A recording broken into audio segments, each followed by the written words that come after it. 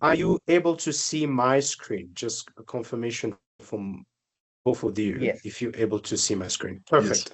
So this is basically the tool I will tell you that we're going to use for the rest of the year. We need a bit of innovation. Remember, I told you that this is a numeracy module. Obviously, it cannot be taught the way other modules are taught, because we need to be practical. And, some of these tools are very, very good. And I'm going to the reason why I was sending it to you on a chat so that you can try it out. And maybe if there's few bags, you can let me know, like, this and that is not working so that I can fix it. But the whole purpose with this is going to be integrated with your arc. So you will find also an arc. I will be building, a timeline, and it's going to be the same. Please don't be afraid that you might be overwhelmed with tools. You're not going to be overwhelmed with tools. This was just to let you know, okay, this is the kind of tools.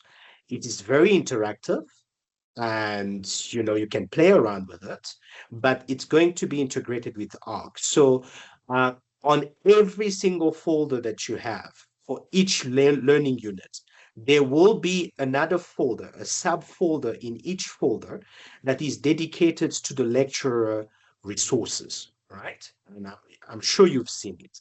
So in that folder, I'm going to always build a timeline, or how can I say, a roadmap, sort of, so that you know that you are starting at one point and you are finishing at another point.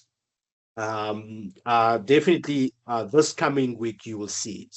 So it's basically, you go in, you see the sort of roadmap, and then you click on each point on that roadmap, so that you might be left behind or don't know what to do. But as soon as you see that roadmap, it will make it's going to do a good job for your brains to just know that you are starting from point A, point B, right? So I would like to make it as easy as possible for you. But this is just a few interactive tools that we have. Arc is definitely, we're developing Arc, and we've been told to innovate as much as possible for our students. And I hope you're gonna play the game. But remember, at the end of the day, it's just to find out what is working for you. And right, so with this, I'm sure you've seen it. This is just a mind map, right? You all know a mind map, but it's just basically summarizing the learning unit, especially after you've read the learning unit. And I'm sure you're taking your own notes, and you are more than welcome to take your own notes. I encourage you to take your own notes. But this will be almost like every time we come together, we can catch up quickly on where we are. For example, last time we left, you remember, for learning unit 2, interpreting financial statement, we were more or less around here, right? So analysis and interpretation. Is there another way to make it bigger? So analysis and interpretation and financial ratios. Do you see here the financial ratios? Okay, so some of those ratios, as you can see, you can move around with it, but this just shows you the key points and provides you with a quick summary. Plus, also, AI is here. AI is not going to go away, right? I'm sure you all know that it's not going to go away. It's like, I remember when the calculators were brought in class in the past, it was like a big thing. I believe AI is one of those tools that will stay. And let's say, for example, we are looking at the profitability ratio. Yeah, I think we did touch on it, but just quickly, your understanding of the profitability ratio is, these are the ratios that measures the ratios that measure a company's ability to generate profits, right? From what? From its sales and assets. Makes sense, right? But what do you need to retain, right? You need to retain that there is the gross profit percentage or margin. It's the same thing. If you hear gross profit margin, gross profit percentage, it is basically the same thing. And I like the fact that we might be talking about gross profit, but sometimes people fail to add that, multiply it by 100 so that it is a percentage. All right, because if it's just gross profit divided by total sales, it's a ratio, right? But once you add you multiply by 100, obviously you make it a percent, right? So you know this one. I don't need to repeat anything on this. You have the net profit also, that the net profit will be the net profit percentage will be net profit divided by total sales multiplied by 100. And there's quite an interesting, an important one when it comes to profitability ratios. Remember again, what is the purpose of the profit? The profitability ratios. What is the actual purpose? The actual purpose is to see the company's ability to generate profit, especially vis-a-vis sales and the assets, right? It's financial health. It's the financial health of the company. It is the operational efficiency of the company. All that is true. It's accurate, right? So let's look at the return on average owner's equity, which measures the return generated on the owner's investment. This is quite very important because you have these investors that have put money. How do they get to see really? Is there something that speaks really to the investment they have made vis-a-vis the profit that the company is making? This is quite a very important tool that one can use to analyze the health of a company. So you look at the net profit that the company is generating divided by the average owner's equity. One of the very important aspect here, let me see if I can move this, right? Very important aspect here. I want you to always have the picture of the balance sheet. Guys, remember I told you last week, this is very fundamental. You need to have a picture of the balance sheet or the statement of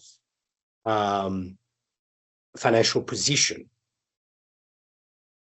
right? And then, so I've just taken from the internet, the back one.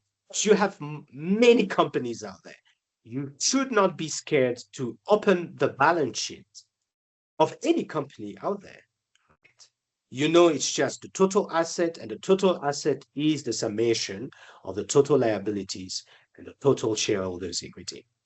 Is this clear? Right? And you know, when we talk about total assets, you have the current assets and the non-current assets, right? Total liabilities, same thing. Total liabilities, current liabilities, non-current liabilities.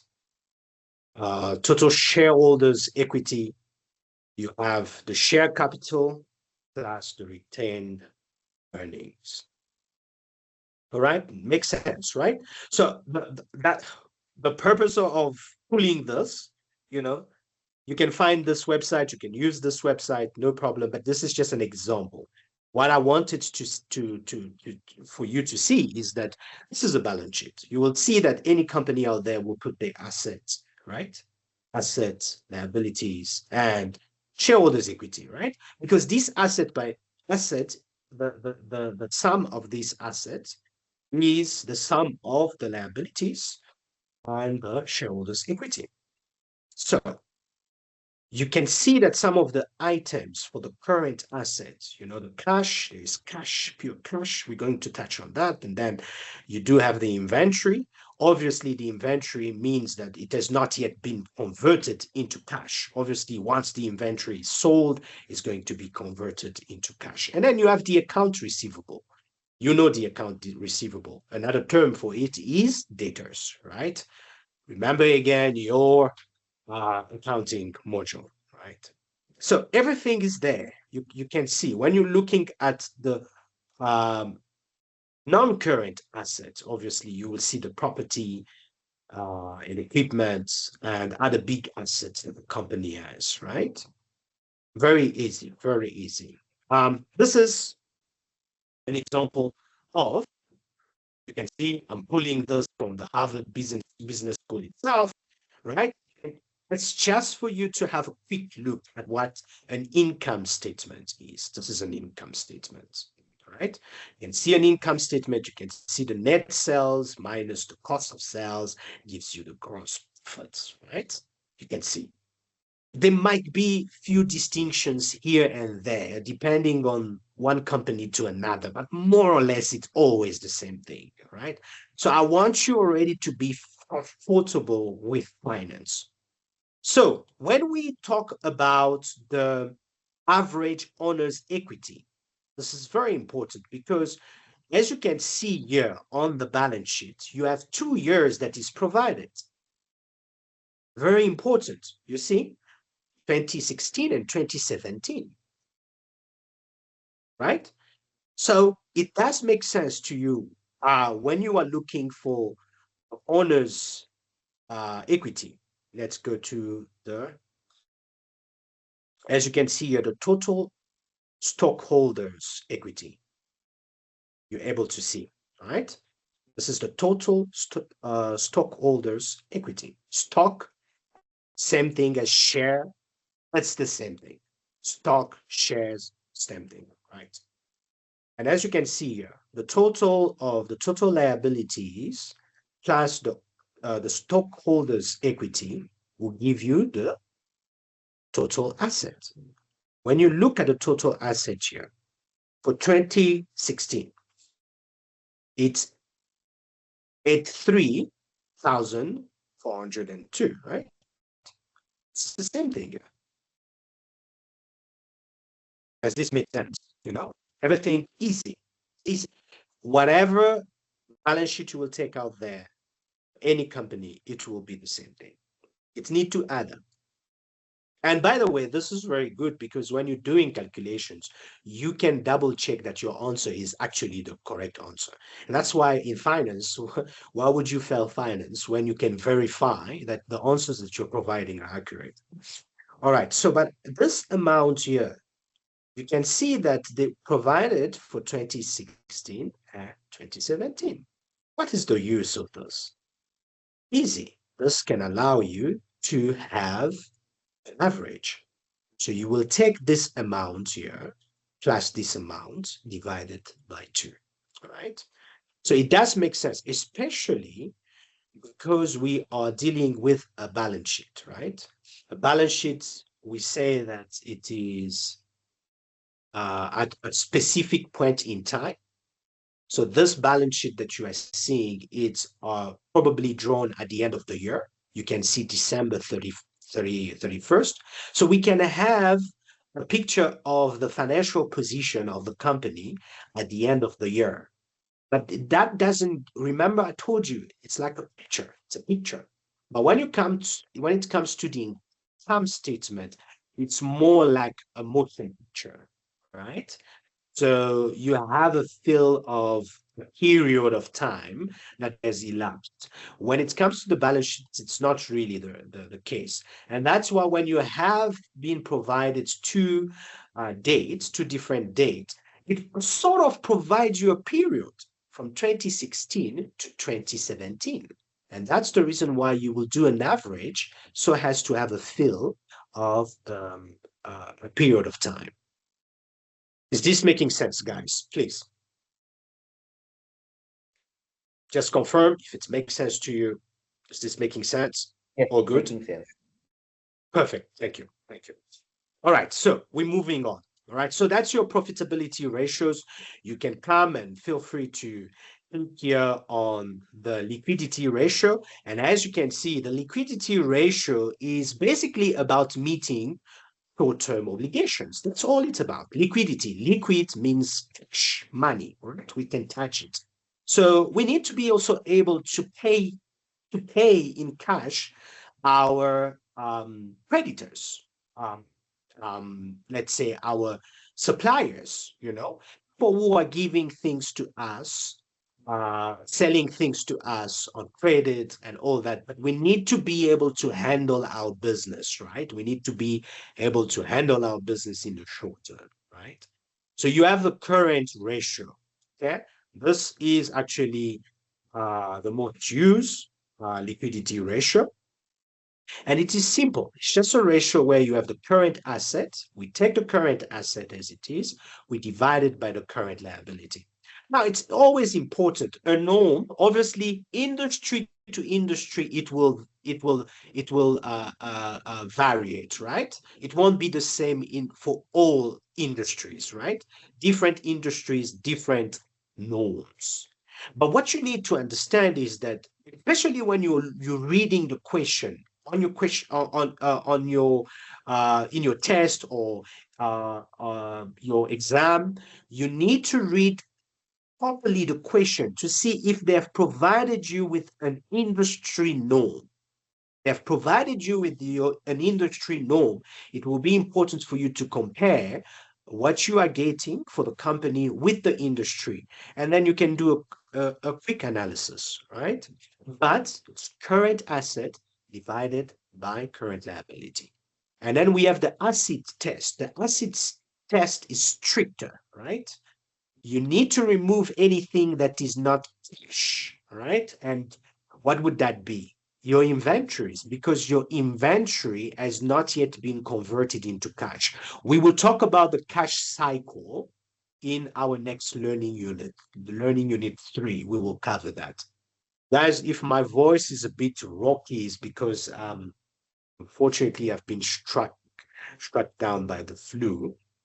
I'm trying really my best here. All right. So you have your current assets minus the inventory. So you are getting rid of anything that is illiquid divided by the current liability. So a norm of 1 to 1 is quite good, generally.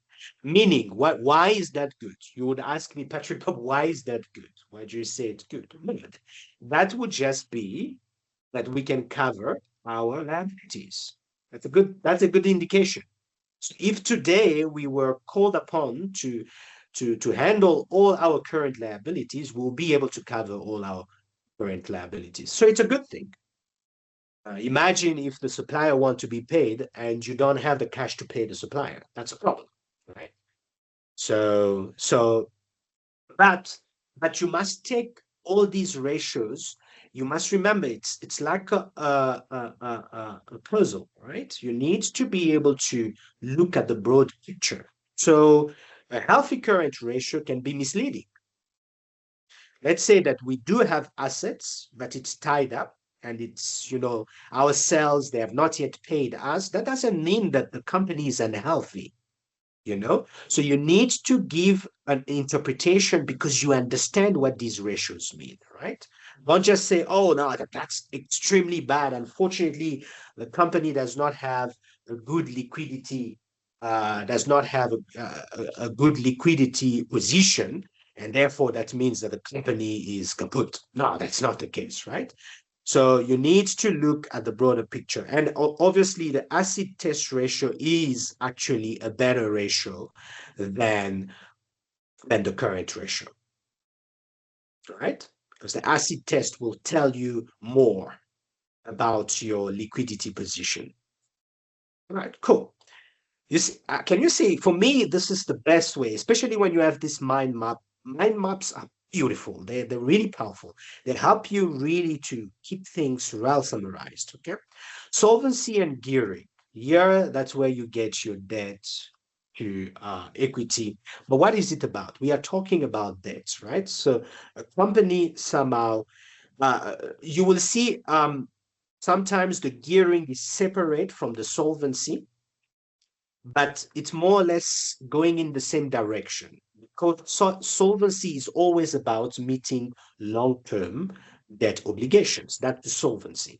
That's why you hear the term solvent or insolvent. As a person, you might be insolvent because you're not able to pay off your debt, right? You are insolvent. So there is no hope that you'll be able to pay the debt that you took. So that then you are declared insolvent. So a company also could be declared insolvent or solvent, right? Solvency is that, it's long term. Trust this is clear, right? The gearing ratio will be more specific as to the debt, right? So when you're looking at gearing, you are looking at how much debt is the company as the company taken on to fund the business, right? Or the long-term assets or the main business, right? Not truly the short term. Remember, the short term are handled differently. The short-term debt are handled by the activities that you are doing, but the long-term debt are something different. Let's say the company took a bond to buy a machinery, and the machinery is very good at producing, let's say, cars or something like that. This is long term. This is huge amounts of money, right? This is not like your short term debts, right? But it will always be vis-a-vis equity. So you compare debts to equity. And that's the reason why you have a ratio like this, like debt to equity. Because you want to see, let's say you have 100%, 100% of debt. That's incredibly dangerous. So the company is highly geared, meaning simply that's too much debt. They took on too much debt. And how will you find out? You take the non-current. You don't take the current liabilities. Remember, we said again, this has nothing to do with the current, anything current. This is long term. So long term would be your non-current liabilities divided by the total equity. I've never memorized the formula because as soon as I understand the purpose of the formula, there is no need for me to memorize because the formula tells you the definition of the ratio. Okay, so debt to equity, you are looking at non-current debt, which means long-term debt divided by the total equity. What would someone have to Yeah, what does someone has to do to memorize this? There's nothing to memorize. It says it all, right? So you try to see compared to equity, but the solvency ratio itself. So when you talk about solvency ratio, you look at the total assets, obviously, divided by the total liabilities. So the total asset that we have. So let's say, for example, they say, listen, we are scared that this company is going to be insolvent, especially when, for example, the company is bankrupt. Say, look, definitely the business activities, or maybe if you remember during COVID, many companies went through difficult time and all of that, and they're like, look, there's no future for us. Business is not going well. Definitely, we're going to declare bankruptcy. So what do you do in that case? You look at the assets. So we do have debts, we do have long-term debt, but let's look at our assets. Are the assets that we have, are they able to cover the total debts that we have? Oh, good. If that's the case, then luckily for us, we are solvent. So that's a good thing. Does this make sense?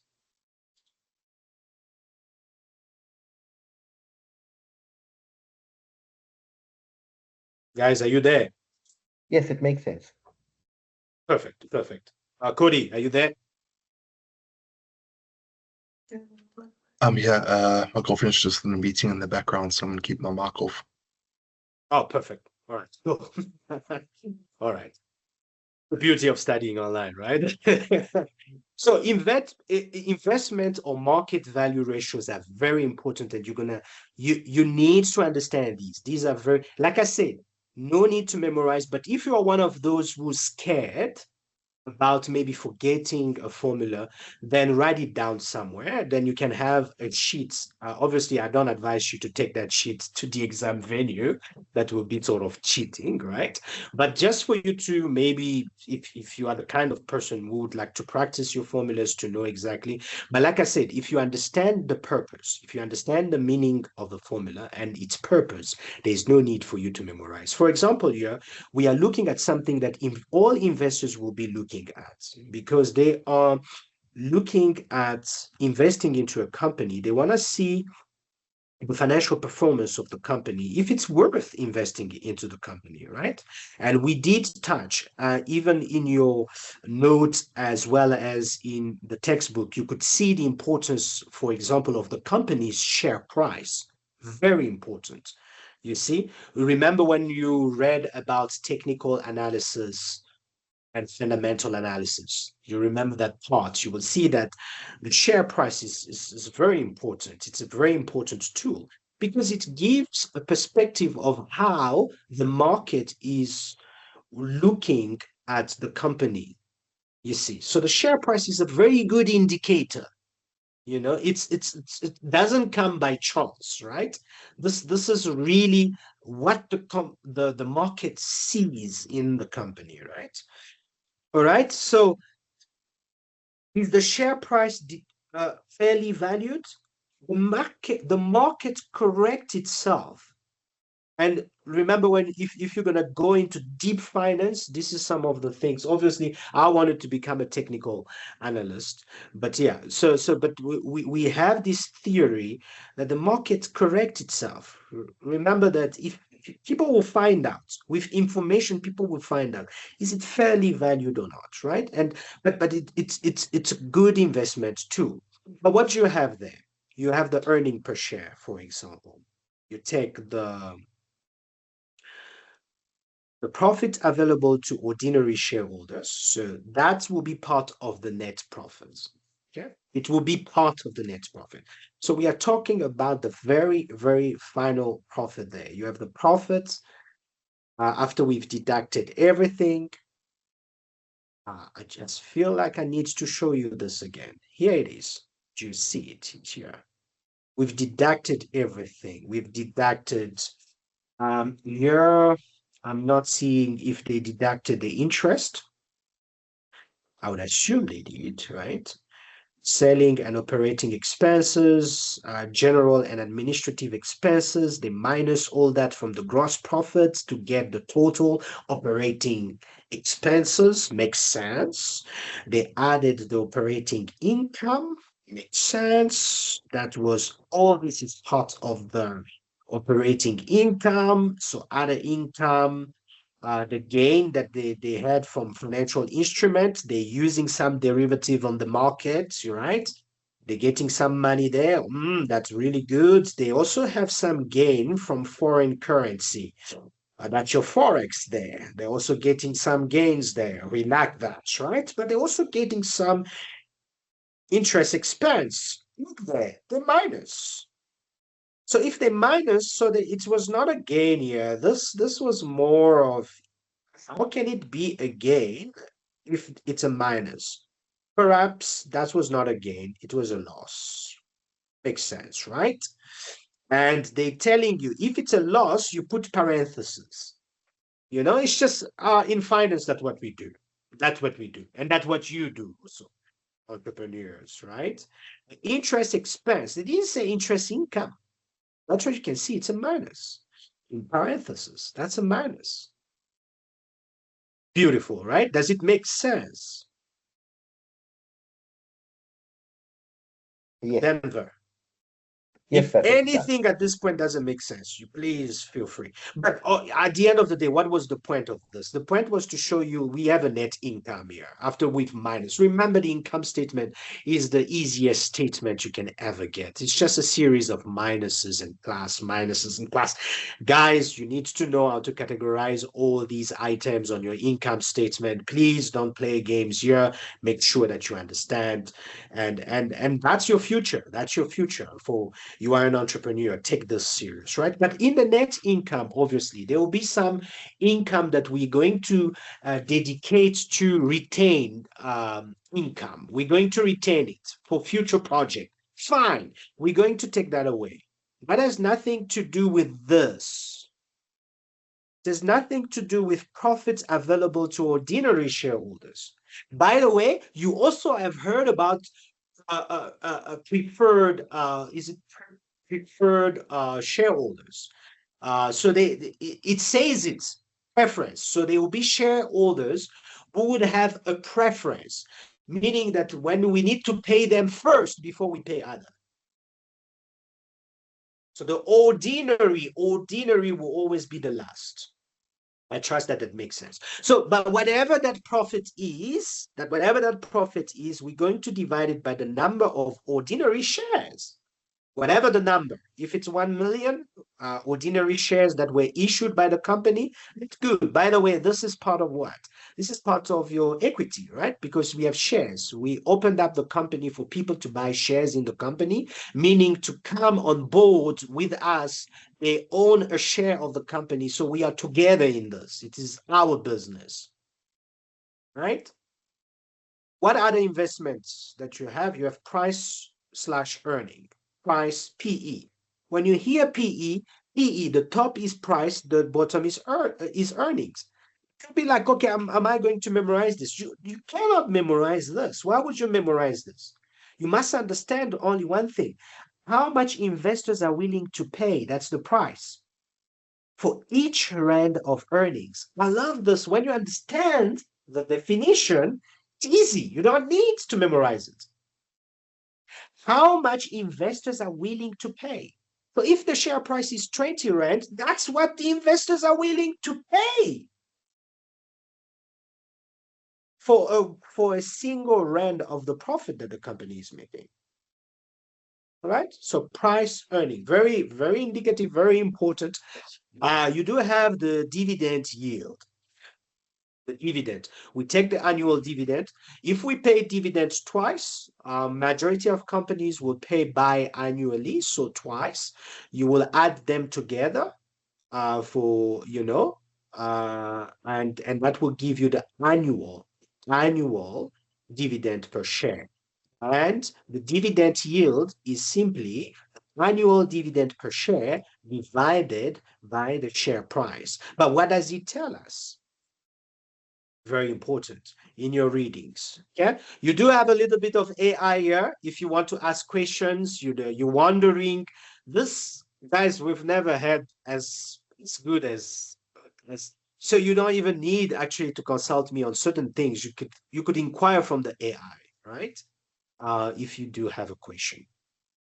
So I have not heard from Denver about this tool. Denver, what do you think about this tool?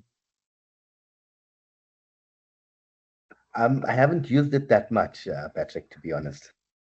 Please get on board and use it as much as possible. But like I said, it's very user friendly. It's going to, this is going to be the format that we're going to use for the rest of the year. The mind map, very easy, summarizing. Your OneNote, this obviously the link will be in your OneNote. It will also be on off, so you have it. If it's also in our chat, right? In our WhatsApp group, you do have access to this. So for each learning unit, I would advise you play around with this tool. But we are here for practice. Let's move on. Practice. So I've taken all the questions that you do have in your textbook for Learning Unit 2. And this will always be called Learning Unit 2 Adaptive Practice. So when we move to Learning Unit 3, it's going to be it's going to change into Learning Unit 3 Adaptive Practice. And so this is the time where I want you guys to come on board. I was not able to see the chat, so let me check if any of you. Okay, we only the two of us. The others did not join. But so maybe let not use the chat so that I might not be distracted. So if you're able to, I know Cody is is attending something there. But I definitely want you guys to lead this, right? So we have this example from your textbook. This is wanna be rich traders, wanna be rich. You sense the joke there. Wanna be rich traders. Normally, they sell 500 units a month, right? That's what they sell a month normally on the normal circumstances. The selling price is 150 per unit. All right. So the cost per unit is 100. Okay. And it also provides you the overhead. The overhead, remember, the expenses of the company, right? It's 15,000, right? So Wallaby decided to offer a 20% discount, which is very interesting, right? So now in our adaptive learning, as we're preparing you for your test next week, guys, I trust you are done with the theory parts. You are practicing. If you are not doing that, you are late, and it's going to impact your performance for test one. So what will be the correct first step here to analyze this problem, right? Would it be to calculate a new discounted selling price first before we do anything else? Or do we need to calculate the net profit for the discounted scenarios immediately? Or do we need to determine the gross profit for a normal month? Denver, over to you. Sorry to put you on the spot, but over to you. Yeah. I think we calculate the new discounted selling price. Um, Well, it says you Denver, decide sorry, to your offer. volume is Oh, slightly low compared to the right. Is that beginning. better? Yeah. I think you need to Uh, calculate because it says there you decide to offer a 20% discount. So oh, all right. So Denver, you saying, if I got you right, huh? yeah, So we need to calculate the new discounted selling price. yeah. Um, Cody, you can write in the chat if you can. I'll be able to read it. What do you think? From the three moves, what is your move?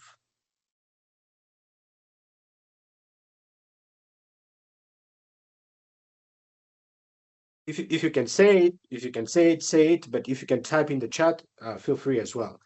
But just to hear your perspective there. Remember, this is a practical session.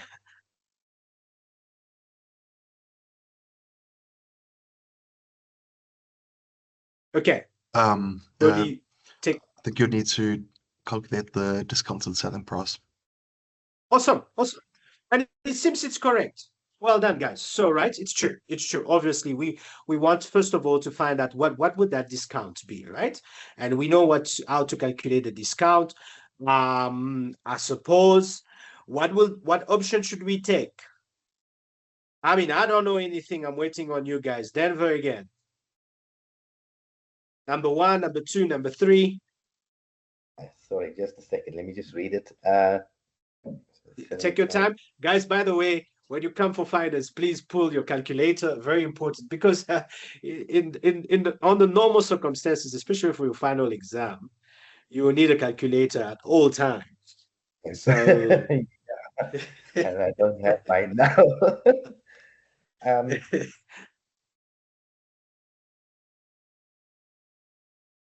Cody, if you have it, tell us.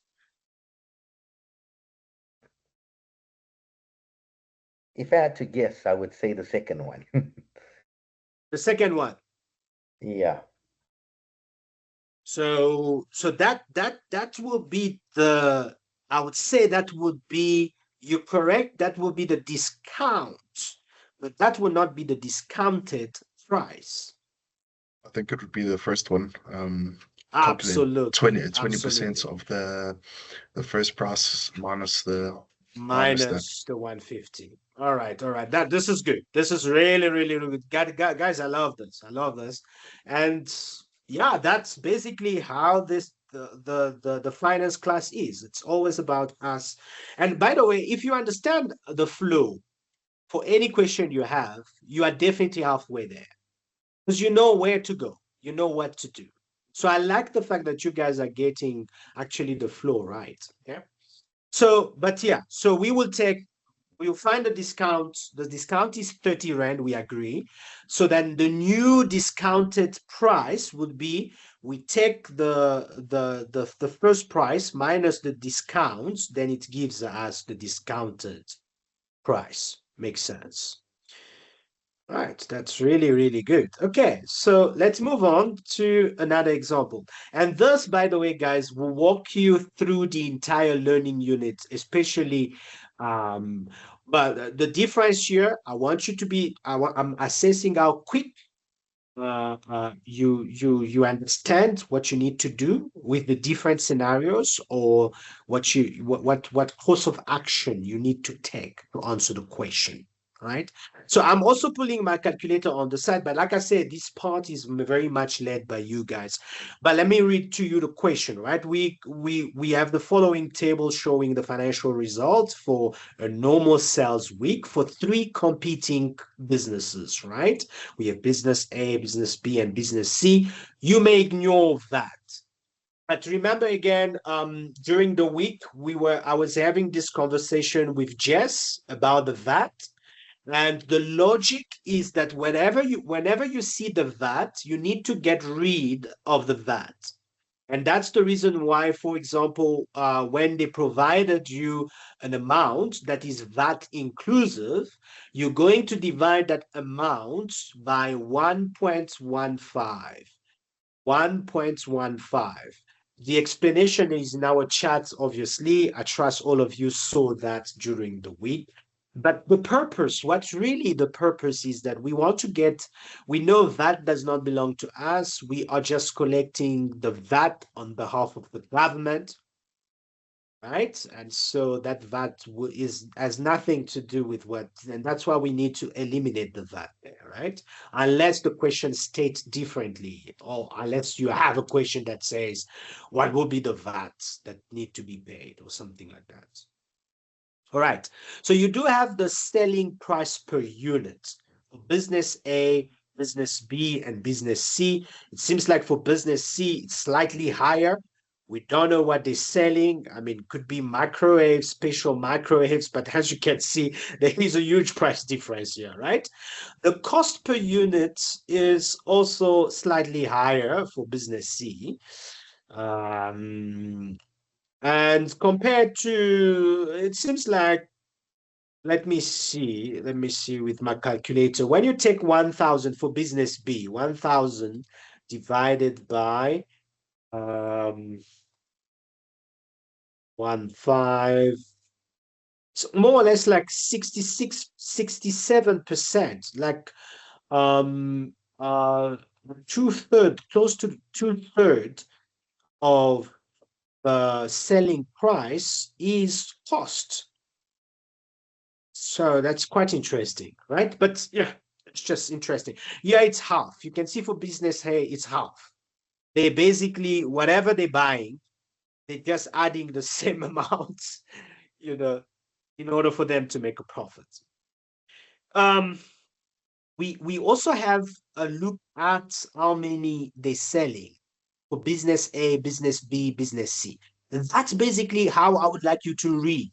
You are looking, dissecting every section of the question to understand what we're dealing with, right? The weekly overhead expenses, you can also see it. Obviously, after we have our gross profit, when we have our gross profit, we will just basically minus this weekly overhead expenses, and then we can get a net profit, right? And guess what? That's exactly what they're asking also here. Which business has the highest net profits in rand value? So guys, if you are fast, I would like to see how good you are with your calculators, but you need to practice this. So can you tell me which company so the first 3 questions. What is the essential step? Let's start first of all by the logic. We need to calculate the total sales revenue, the gross profit, and then the net profit for each business, right? So this is for the first three questions. Remember, they asked us the net profit, they asked us the gross profit, and also which business has the highest net profit as a percentage of sales. Easy questions, right? We just looked at the profitability ratios, right? What would be also another move? Should we first calculate the profit percentages immediately?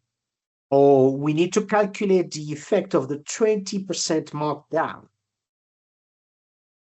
Because for question 4, remember here, the question is about the first 3 questions, but question 4 is not even part of that. I would definitely eliminate this, right? That would not be a good move. I have to say, but there is we all need to see that they're pointing to something actually interesting, that there is a 25% price markdown profitable for each business. All right, 20% markdown given new sales volume. Obviously, there will be new sales because they are marking down, they're reducing the price, and we can look at the new sales volume, right? We can see that it's slightly higher than the usual. As you can see here, 75, it's close to the double. So they're hoping to double the number that sells, right? They're hoping to double it. And that's why maybe they're offering a discount. Makes sense. Makes sense. So we are on the same page. Denver, Cody, we are on the same page. Okay, Yes, so what yes. will be our move? Quickly here. Easy.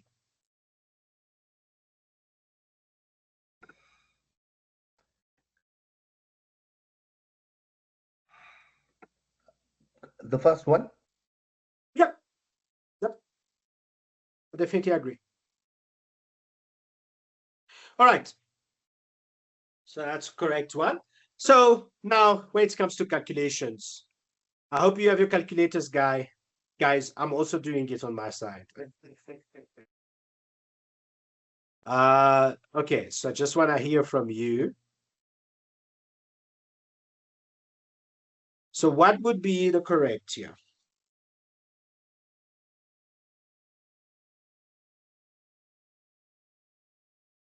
So we remember we are looking at business B only, right? Please don't not for everything, but for now for business B, net profit. What do you normally do? Obviously, you will take the selling price per unit. What are you going to do with the selling price per unit? Units. Times it by the number of units. I like that. I like that. All right. So what does it give us? I have it on my calculator, but I want to find out, Denver, from your side. What do you have? Just a second. Sorry, I'm using my phone. Yes.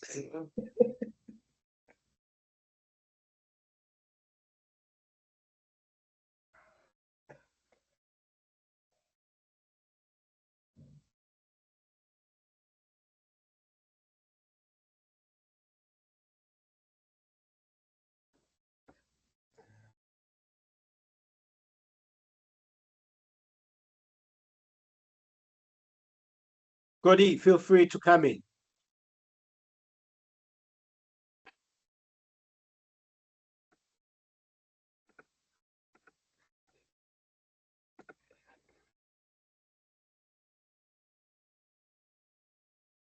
My phone isn't working that well now.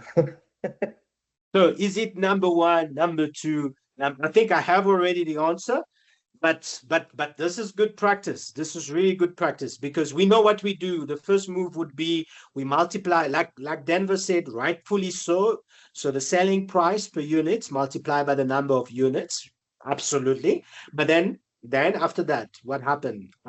Denver, Cody, what will be the second thing? Remember, that will give us the actual revenue, right? So selling price per unit multiplied by the number of units gives us the actual revenue minus what? Oh, you got to minus the cost price. Oh, the expenses, sorry. No, yeah, so you remember there is the overhead expenses. You don't yet go there because you do not yet have a gross, right? Oh, yeah, You don't yet minus. have a gross profits, right? So Oh, before you sorry, go there, minus your cost, the selling perfect, price. perfect. Yes, So what would that be? So how do you get the cost of goods sold or your cost of sales? um,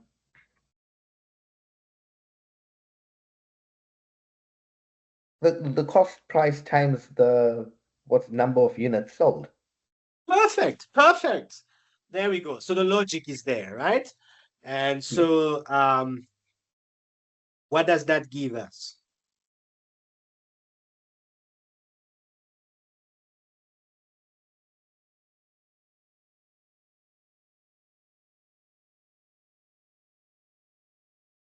So 75,000?